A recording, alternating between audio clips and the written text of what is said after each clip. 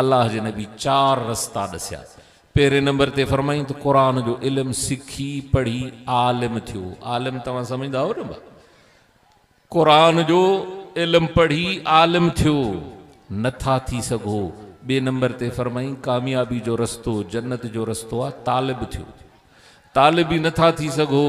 अल्लाह जे नबी फरमायो 3 number ते रस्तो तो आलिमन ऐं तालिबन जा मना कुरान पढ़ण वारन जा मुआविन बणजो, उन्हनि जी मदद कयो।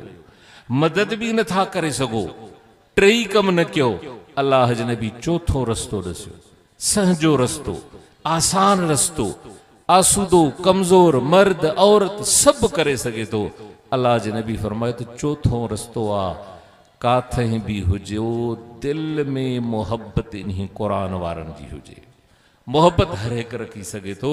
हाँ ये 4 शयूं जेकॾहिं न हूंदियूं, अल्लाह जे नबी फरमायो तो 5जों रस्तो शैतान जो आ, वो रस्तो असांखे जहन्नम में वठी वेंदो। अल्लाह खां दुआ है अल्लाह से तव्हां असांखे उलमा जी मोहब्बत नसीब फरमाए।